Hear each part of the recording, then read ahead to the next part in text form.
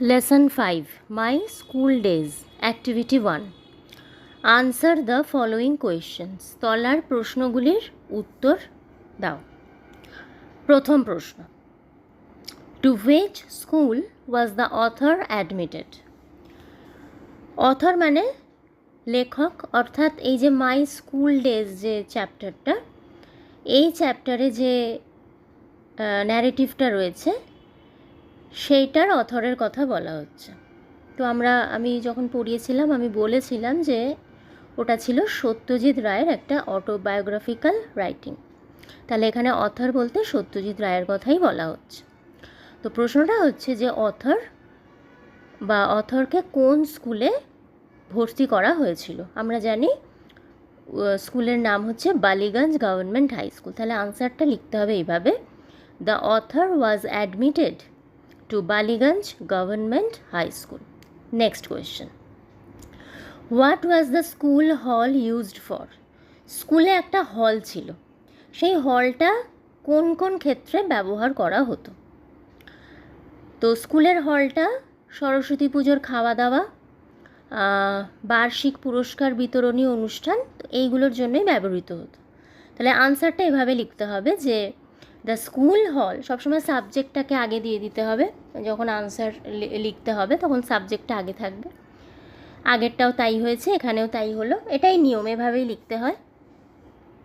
The school hall was used for the annual prize distribution ceremony and fests on occasion of Saraswati Puja. তাহলে স্কুলের হলটা ব্যবহার করা হতো annual prize distribution এবং ডিস্ট্রিবিউশনের যে সেরিমনি অনুষ্ঠান এবং সরস্বতী পুজোর খাওয়া দাওয়ার জন্য এটাকে ব্যবহার করা হতো। পরের প্রশ্ন, what was the name of the Shakespearean play that was performed in the hall? ওই হলে একটি শেক্সপিয়ারিয়ান নাটক অভিনয় করা হয়েছিল, সেই নাটকটার নাম কি? নাটকটার নাম হচ্ছে দ্য মার্চেন্ট অফ ভেনিস। তাহলে আনসারটা এভাবে লিখতে হবে যে the name of the Shakespearean play that was performed in the hall was The Merchant of Venice. Next, name the two foreign actors mentioned by the author. এবার এই যে নাটকটা অভিনীত হলো, এই নাটকে পারফর্ম করেছিলেন দুজন ফরেন অ্যাক্টার্স, অর্থাৎ দুজন বিদেশি অভিনেতা। এই প্রশ্নে জিজ্ঞাসা করা হচ্ছে যে ওই দুজন বিদেশি অভিনেতার নাম কি?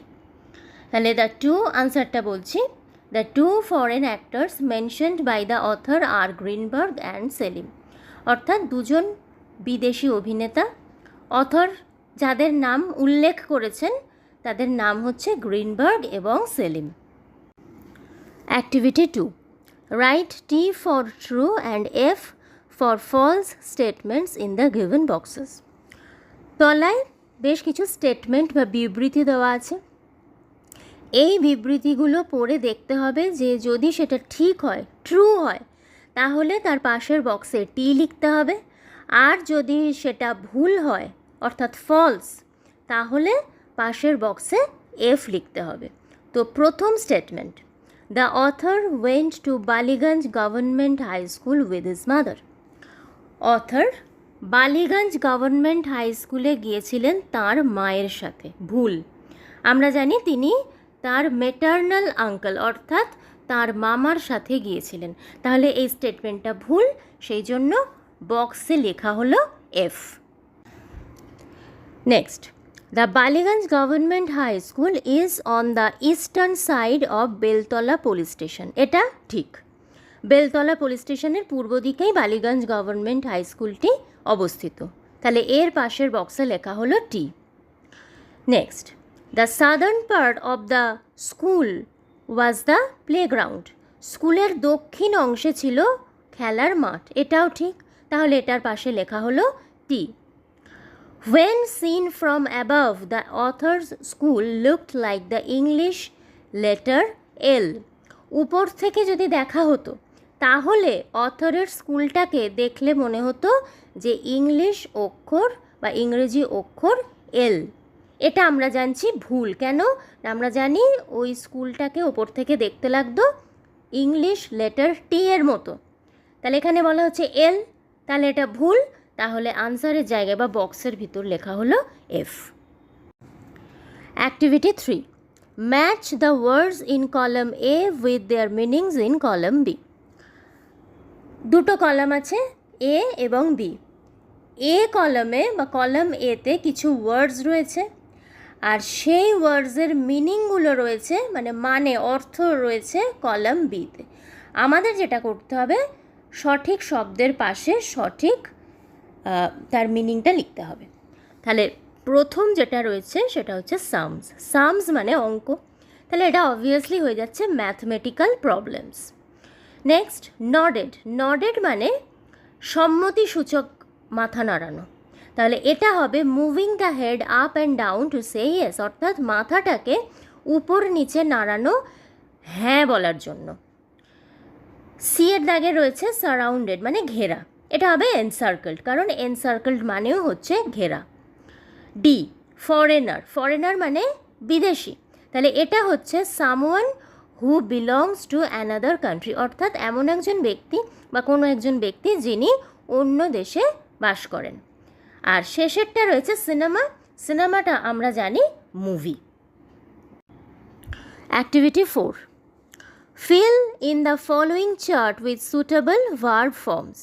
তলে একটা চার্ট দেওয়া রয়েছে এবং 3টে কলাম রয়েছে, প্রেজেন্ট, পাস্ট, পাস্ট পার্টিসিপল। এটা আমরা জানি ভার্বের 3টে ফর্ম হয়, প্রেজেন্ট ফর্ম, পাস্ট ফর্ম এবং পাস্ট পার্টিসিপল ফর্ম।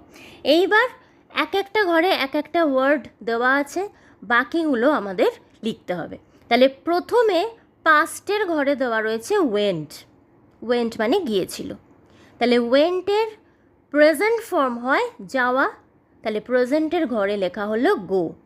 আর গো ওয়েন্ট, এটার পাস্ট পার্টিসিপল ফর্ম হয় গান, GONE। নেক্সট প্রেজেন্টের ঘরে রয়েছে লুক, দেখা, তাহলে লুকের পাস্ট হয় লুকড এবং পাস্ট পার্টিসিপলও হয় লুকড। নেক্সট পাস্টের ঘরে রয়েছে গেভ। গেভ মানে দিয়েছিল, তাহলে গেভের প্রেজেন্ট ফর্ম হয় গিভ। গিভ মানে হচ্ছে দেওয়া, আর পাস্ট পার্টিসিপল হয় গিভেন, GIVEN। নেক্সট পাস্ট পার্টিসিপলের ঘরে রয়েছে শোন। শোন, এটার প্রেজেন্ট ফর্ম হয় শো, দেখানো, আর শো এর পাস্ট ফর্ম হয় শোড, দেখিয়েছিল বা দেখানো হয়েছিল।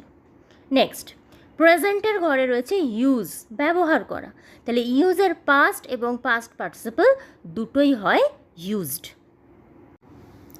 Activity 5, form sentences of your own with the following verbs. তলায় কিছু ভার্ব দেওয়া রয়েছে, সেই ভার্বগুলোকে ইউজ করে বাক্য গঠন করতে হবে। তো প্রথম ভার্ব যেটা দেওয়া হয়েছে সেটা হচ্ছে ওয়েন্ট, গিয়েছিল।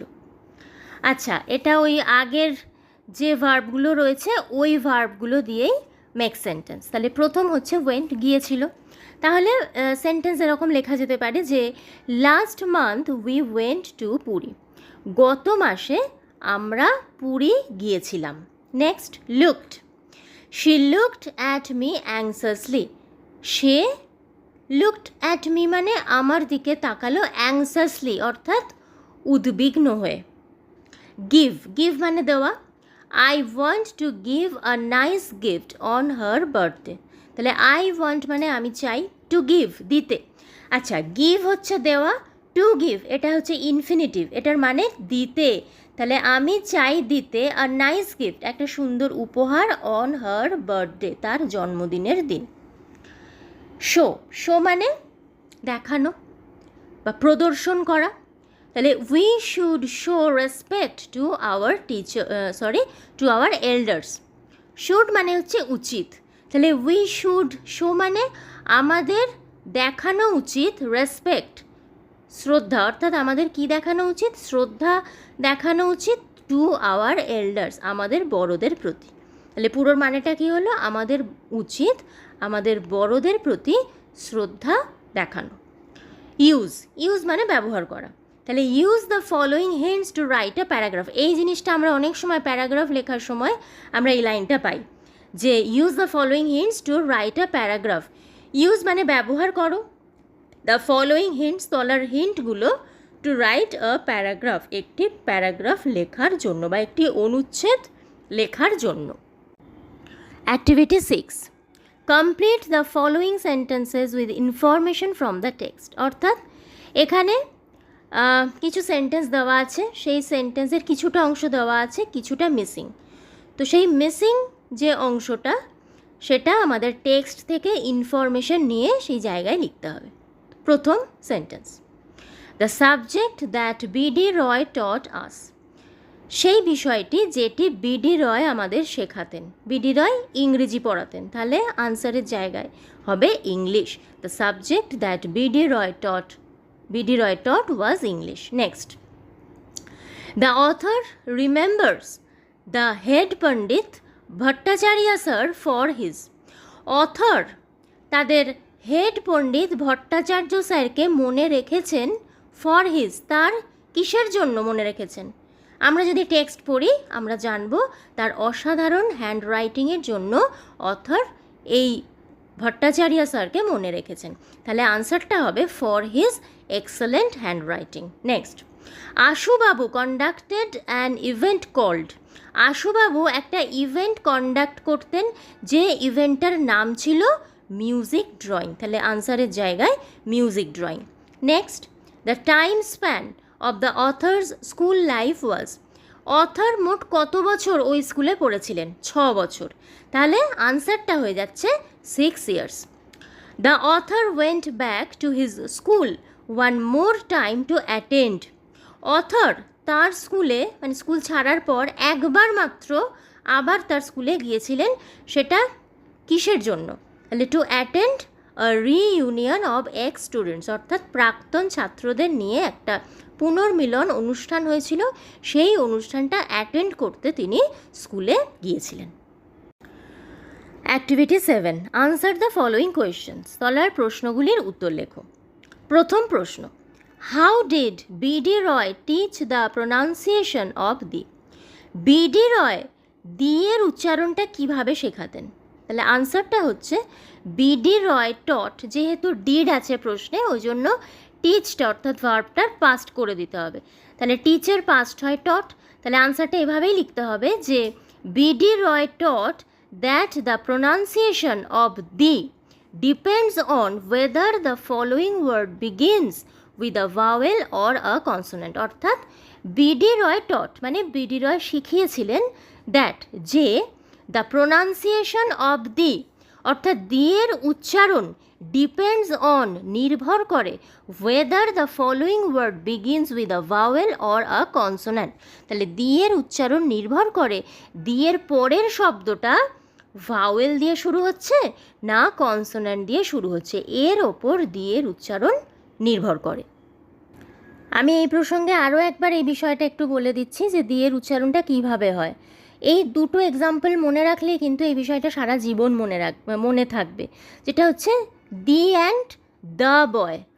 তাহলে অ্যান্টের এটা যেহেতু ভাওয়েল, সেই কারণে অ্যান্টের আগে যখন দি লিখলাম বা বললাম তখন আমি কি বললাম? দি অ্যান্ট। আর দ্য বয় বললাম, তাহলে বয়ের প্রথম অক্ষর হচ্ছে বি, বিটা কনসোনেন্ট। তাহলে ওয়ার্ডের প্রথম লেটারটা যদি কনসোনেন্ট হয় তাহলে দি এর উচ্চারণ হয়ে যায় দা। বিষয়টা এটাই, মানে আমি হয়তো পড়াবার সময় আমার ভিডিওতে এটা বলা আছে বা নেই, যাই হোক সেজন্য আমি এখানে আরেকবার বলে দিলাম। How did the author get to be Ashubabu's favourite. Author কিভাবে আশুবাবুর প্রিয় ছাত্র হয়ে উঠেছিলেন?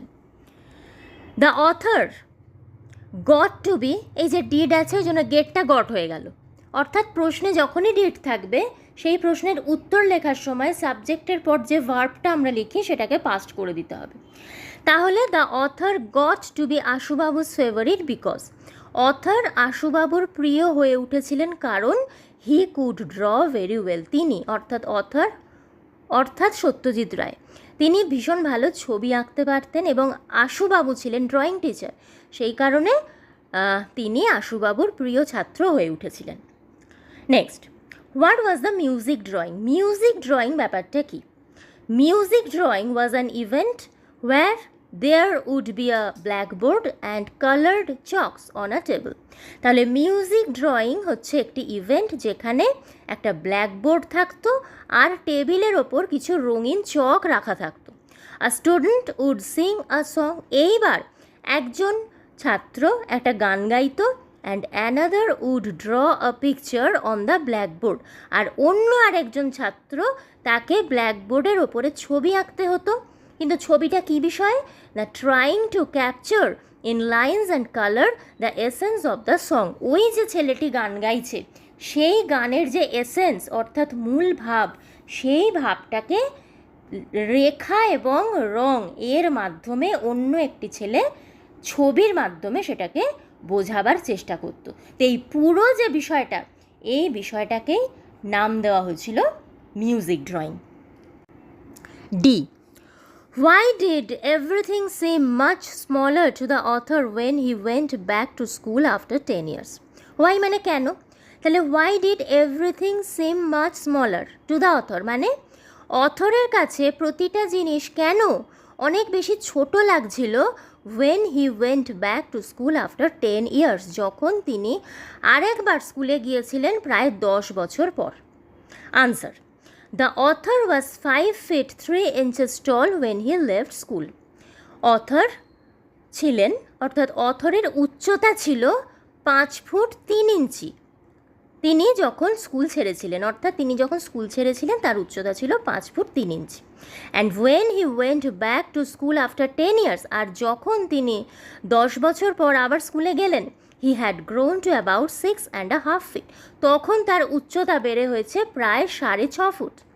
That is why everything seemed much smaller to the author, আর এই কারণেই অথরের কাছে তখন প্রতিটা জিনিসই অনেক বেশি ছোট লাগছিল, because he had grown a lot in all those years, কারণ তিনি এই এতগুলো বছরে অর্থাৎ 10 বছরে তিনি অনেকটা তার উচ্চতা বেড়ে গিয়েছিল।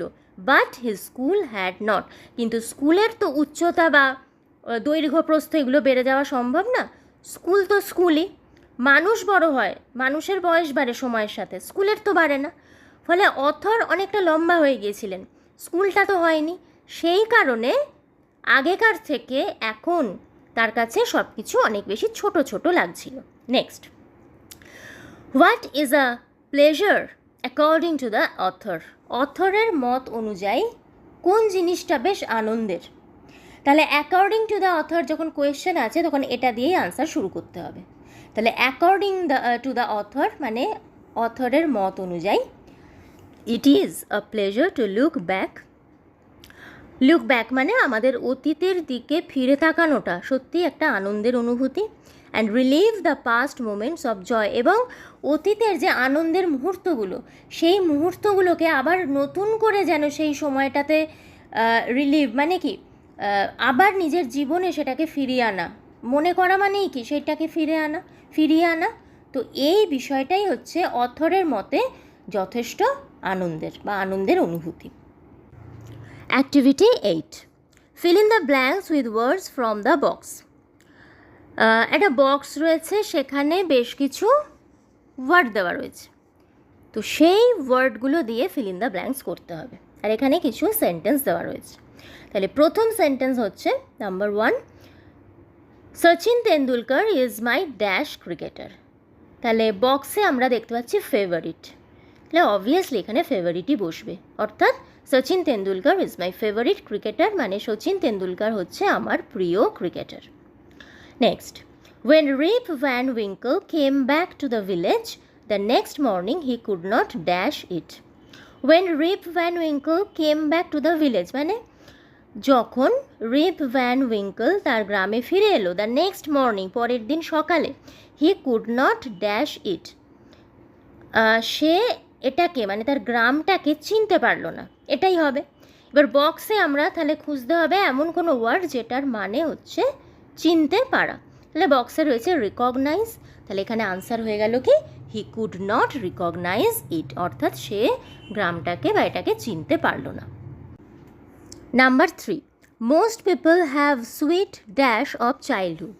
বেশিরভাগ মানুষেরই ছেলেবেলার বা ছোটোবেলার খুব সুইট হচ্ছে মিষ্টি, আর এখানে আমরা দেখতে পাচ্ছি বক্সে রয়েছে মেমোরিজ, তাহলে এখানে এইটাই আনসার হবে, most people have sweet memories of childhood. বেশিরভাগ মানুষেরই ছোটোবেলার স্মৃতি খুব সুন্দর বা মিষ্টি।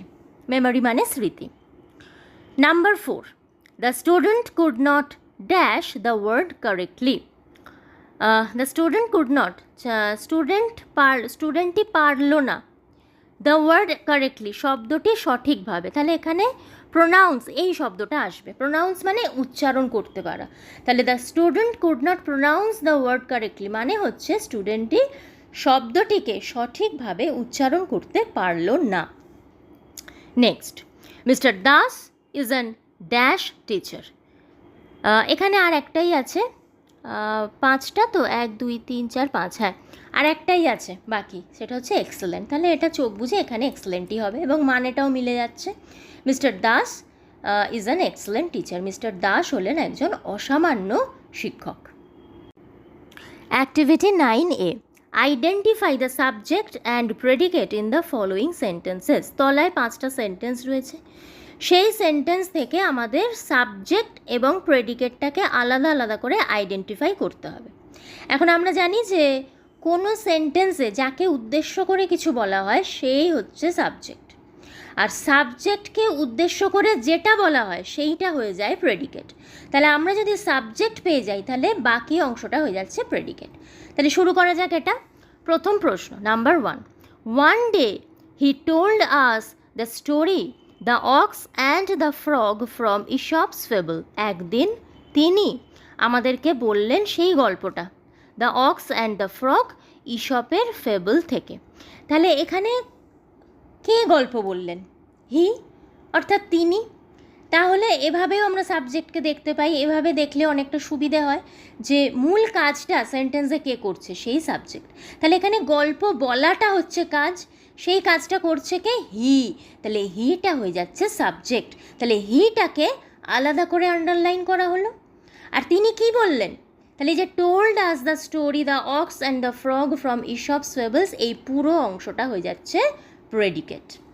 Next, BD Roy taught us English. BD Roy taught us মানে আমাদেরকে শেখাতেন বা পড়াতেন ইংরেজি। বিডি রয় আমাদেরকে ইংরেজি পড়াতেন। তাহলে টটটা হচ্ছে ভার্ব, পড়াতেন।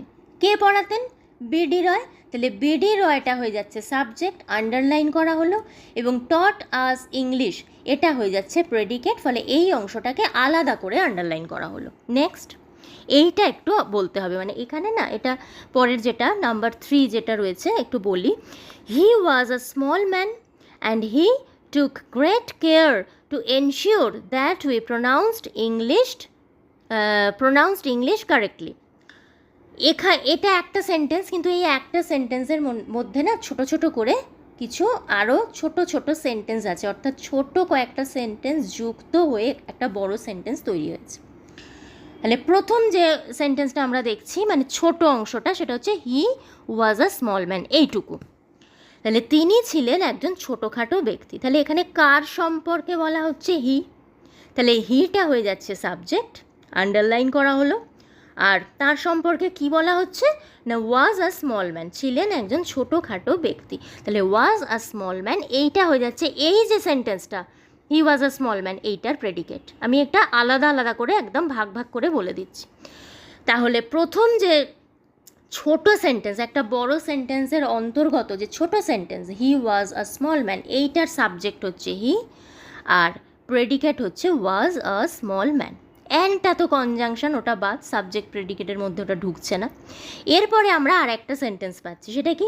হি took great care to ensure that we pronounced English correctly, এইটা আবার একটা সেন্টেন্স। তো এটার সাবজেক্ট হচ্ছে হি, কারণ টুক গ্রেট কেয়ার, যত্ন নিতেন। কে যত্ন নিতেন? হি। তাহলে হিটা হয়ে যাচ্ছে সাবজেক্ট, আর বাকি অংশটা হয়ে যাচ্ছে প্রেডিকেট। এটা গেল। আবার এইটার মধ্যে আরও একটা ছোট সেন্টেন্স রয়েছে, সেটা কোনটা? উই প্রোনাউন্সড ইংলিশ কারেক্টলি, আমরা উচ্চারণ করতাম ইংরেজি সঠিকভাবে। তাহলে উচ্চারণ করতাম, এইটা হচ্ছে ভার্ব। কে উচ্চারণ করতো? উই, মানে আমরা। তাহলে উইটা হয়ে যাচ্ছে সাবজেক্ট, এবং প্রোনাউন্সড ইংলিশ কারেক্টলি, এই অংশটা হয়ে যাচ্ছে আবার আলাদা করে প্রেডিকেট। তাহলে এই একটা বড় সেন্টেন্সের মধ্যে কিন্তু আমরা দেখতে পাচ্ছি তিনটে ছোট সেন্টেন্স রয়েছে এবং প্রতিটা সেন্টেন্সের মধ্যে কিন্তু সেপারেটলি সাবজেক্ট এবং প্রেডিকেট রয়েছে। Next number 4, but I could draw very well, কিন্তু আমি খুব ভালো ছবি আঁকতাম। তাহলে ছবি কে আঁকতো? আমি। তাহলে আইটা হয়ে যাচ্ছে সাবজেক্ট আর কুড ড্র ভেরি ওয়েল এইটা হয়ে যাচ্ছে predicate. Next question, Ashubabu was given the charge of decorating the hall for the annual prize distribution ceremony. আশুবাবুকে ওই অ্যানুয়াল প্রাইজ ডিস্ট্রিবিউশন সেরিমনিতে হলটাকে সাজানোর দায়িত্ব দেওয়া হতো। তাহলে এই দায়িত্বটা কে পেতেন? আশুবাবু পেতেন। তাহলে আশুবাবু সম্পর্কে এই কথাটা বলা হচ্ছে, তাহলে আশুবাবু হয়ে যাচ্ছে সাবজেক্ট এবং আশুবাবু সম্পর্কে যে কথাটা বলা হচ্ছে অর্থাৎ এই ওয়াজ given the charge of decorating the hall for the annual prize distribution ceremony, মানে আমি আগেই বলে দিয়েছি। তাহলে এই পুরো অংশটা হয়ে যাচ্ছে predicate. Activity 9B, split the sentences mentioned in activity 9A into subject and predicate and fill in the given chart. আচ্ছা, এই যে অ্যাক্টিভিটিটা রয়েছে এটা ওই 9A-রই একটা পার্ট বলা যেতে পারে। আমরা ওখানে জাস্ট আন্ডারলাইন করে আলাদা আলাদা করেছি। এইবার এখানে একটা চার্ট দেওয়া রয়েছে, একদিকে রয়েছে সাবজেক্ট, একদিকে রয়েছে প্রেডিকেট। এবারে আমাদের জাস্ট ওইখান থেকে নাম্বারিং দিয়ে দিয়ে সাবজেক্টের ঘরে সাবজেক্ট এবং প্রেডিকেটের ঘরে প্রেডিকেটটা লিখতে হবে। তাহলে প্রথমে নাম্বার 1 যেটা ছিল সেখানে সাবজেক্ট ছিল হি, তাহলে হি লিখে দেওয়া হলো, আর প্রেডিকেট ছিল told us the story the ox and the frog from Aesop's fables, তাহলে এই অংশটা প্রেডিকেটের ঘরে লেখা হলো। নেক্সট, সাবজেক্ট হচ্ছে বিডি রয় আর প্রেডিকেট হচ্ছে টট আস ইংলিশ। নাম্বার 3, এখানে ওই সেন্টেন্সটা তিনটে ছোট ছোট সেন্টেন্স রয়েছে, তাহলে তিনটে ছোট সেন্টেন্সের সাবজেক্ট পরপর লিখে দেওয়া হলো কমা কমা দিয়ে, হি, তারপরেরটাও হি, তারপরেরটা উই, আর একইভাবে প্রেডিকেটটাও কিন্তু পরপর লিখে দেওয়া হলো। ওয়াজ আ স্মল ম্যান, এটা প্রথম যে ছোট সেন্টেন্স তার predicate. Took great care to ensure that we pronounced English correctly, এটা পরের যে বড় সেন্টেন্সটা তার প্রেডিকেট, আর সেই সেন্টেন্সের মধ্যে আরেকটা যে ছোট সেন্টেন্স রয়েছে তার প্রেডিকেট হচ্ছে এইটা pronounced English correctly. Next number 4, এখানে আই হচ্ছে সাবজেক্ট আর কুড ড্র ভেরি ওয়েল এইটা হয়ে যাচ্ছে predicate. Next number 5, Ashubabu subject, was given the charge of decorating the hall for the annual prize distribution ceremony, এই পুরো অংশটা হয়ে যাচ্ছে predicate. Activity 10, fill in the blanks with present continuous tense of the given verbs in brackets. তলায় বেশ কিছু sentence দেওয়া রয়েছে এবং প্রতিটা সেন্টেন্সে ফিল ইন দ্য ব্ল্যাঙ্কস অর্থাৎ ফিল ইন দ্য ব্ল্যাঙ্কস করতে বলেছে, অর্থাৎ একটা করে গ্যাপ রয়েছে এবং সেই গ্যাপের পাশে একটা করে ভার্ব দেওয়া রয়েছে। আমাদের যেটা করতে হবে, যে ভার্বটা ব্র্যাকেটের মধ্যে দেওয়া রয়েছে তার প্রেজেন্ট কন্টিনিউয়াস টেন্সটা মানে ফর্ম যেটা হয় সেইটা লিখতে হবে। এবার প্রেজেন্ট কন্টিনিউয়াস টেন্সের স্ট্রাকচারটা আমি একটু ছোট্ট করে বলে দিই, যেটা হচ্ছে প্রথমে সাবজেক্ট থাকে, এখানে ইন্টারোগেটিভ সেন্টেন্সও আছে, সেখানে প্রথমে সাবজেক্ট আসবে না, কিন্তু সেক্ষেত্রে শুধু প্রেজেন্ট কন্টিনিউয়াসের যে ফর্মটা হয় সেটা বসাতে হবে। আমি সেন্টেন্সের স্ট্রাকচার বলছিলাম, তাহলে প্রেজেন্ট কন্টিনিউয়াসের যে স্ট্রাকচারটা হচ্ছে সেটা হচ্ছে সাবজেক্ট অনুযায়ী ইজ অ্যাম আর বসে, কারণ আমরা জানি প্রেজেন্ট টেন্সে 3টে অক্সিলিয়ারি ভার্ব ইজ অ্যাম আর। তাহলে সেন্টেন্সের সাবজেক্ট যেটা আছে সেই সাবজেক্ট অনুযায়ী আমরা ইজ অ্যাম আর বসাবো এবং তার সাথে যে ভার্বগুলো দেওয়া রয়েছে তার সাথে জাস্ট আইএনজি যোগ করতে হবে। এটা হচ্ছে প্রেজেন্ট কন্টিনিউয়াস টেন্সের স্ট্রাকচার। তাহলে number 1, what dash you dash tonight, verb রয়েছে ডু। তাহলে এখানে মানেটা যেটা দাঁড়াচ্ছে সেটা হচ্ছে যে আজকে রাতে তুমি কি করছো। তাহলে সাবজেক্ট প্রেডিকেট আমরা একটু আগেই করেছি আগের অ্যাক্টিভিটিতে, তাহলে এখানে সাবজেক্ট হচ্ছে ইউ।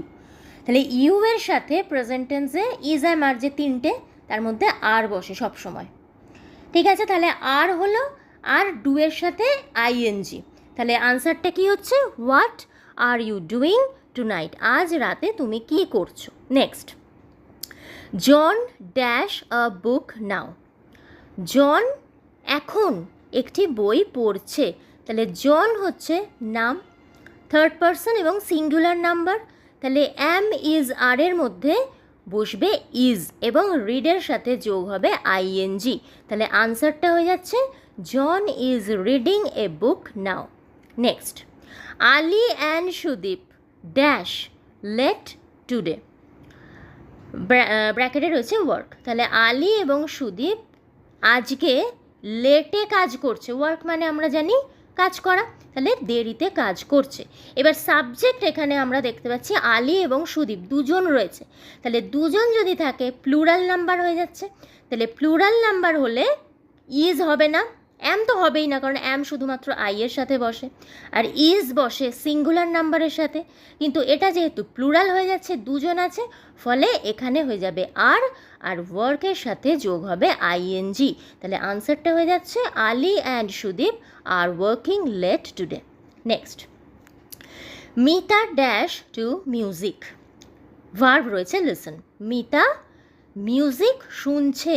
আর প্রেজেন্ট কন্টিনিউয়াস টেন্সের আরেকটা বিষয় বলে দিই, কোনো কাজ বর্তমানে ঘটছে বা চলছে এইটা বোঝালে প্রেজেন্ট কন্টিনিউয়াস টেন্স হয়, তাহলে মিতা মিউজিক শুনছে, Mita third person singular number, নাম একজনের নাম, ফলে ইজ আর লিসনের সাথে আইএনজি, তাহলে Mita is listening to music.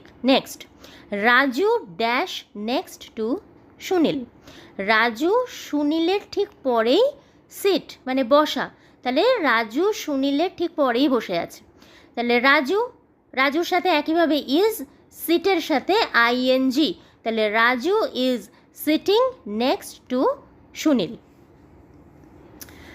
আচ্ছা, next, how many other students dash with you, ব্র্যাকেটে রয়েছে স্টাডি, স্টাডি মানে পড়াশোনা করা, তাহলে এখানে একটা প্রশ্ন করা হচ্ছে যে আর কতজন স্টুডেন্ট তোমার সাথে পড়ে, তাহলে এখানে স্টুডেন্টস প্লুরাল, স্টুডেন্ট হচ্ছে singular number, students plural number, তাহলে কি বলেছি প্লুরাল নাম্বারের সাথে আর হয়, তাহলে আর স্টাডির সাথে আইএনজি, তাহলে আনসারটা হয়ে গেল how many other students are studying with you.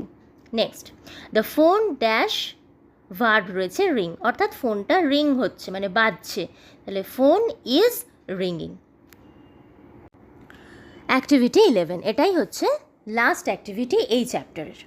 Right 5 sentences to describe your self with the following hints, তলায় কিছু হিন্ট রয়েছে, সেই হিন্ট অনুযায়ী নিজেকে ডেসক্রাইব করে 5টা সেন্টেন্স লেখো, অর্থাৎ নিজের সম্পর্কে 5টা সেন্টেন্স লেখো। তাহলে প্রথম হিন্ট রয়েছে ইয়োর নেম অ্যান্ড এজ, তোমার নাম এবং বয়স, তাহলে কিভাবে লিখতে হবে, my name is Soumi Das, আমার নাম হয় Soumi Das, I am 11 years old, আমার 11 বছর বয়স।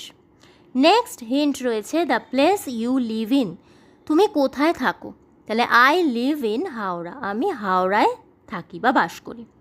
The name of your school, তোমার স্কুলের নাম, এখানে আমি একটা কাল্পনিক স্কুলের নাম দিয়ে দিয়েছি, তো লিখতে হবে কিভাবে, the name of my school is HD memorial high school, অর্থাৎ আমার স্কুলের নাম হলো HD memorial high school. Next, your hobby likes and dislikes, hobby মানে আমরা জানি আমরা অবসর সময় যেটা করতে ভালোবাসি সেটাকেই বলা হয় হবি, তাহলে তোমার হবি পছন্দ এবং অপছন্দ।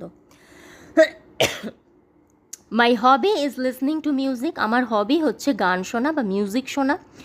এছাড়া I like to draw and paint, আমি ছবি আঁকতে ভালোবাসি, and I dislike quarreling very much, এবং আমি ঝগড়াঝাটি অত্যন্ত অপছন্দ করি, অর্থাৎ ঝগড়াঝাটি করা আমার পছন্দ নয়। আর লাস্ট হিন্ট যেটা রয়েছে সেটা হচ্ছে যে what you want to be when you grow up, তুমি যখন বড় হবে তখন তুমি কি হতে চাও, তাহলে I want to be a teacher when I grow up, আমি একজন টিচার হতে চাই, শিক্ষক হতে চাই বা শিক্ষিকা হতে চাই যখন আমি বড় হব। তো এই অ্যাক্টিভিটি 11-এর সাথে লেসন 5 মাই স্কুল ডেজ এর পুরো অ্যাক্টিভিটিগুলো সলভ করে দেওয়া হলো। কোয়েশ্চেন আনসার রিলেটেড যদি কারোর কোনো প্রবলেম থাকে, ডাউট থাকে, তাহলে নির্দ্বিধায় কমেন্ট বক্সে জানাতে পারো, আমি যথাসম্ভব চেষ্টা করব রিপ্লাই দিতে। তো আজকে এটুকুই, বাই।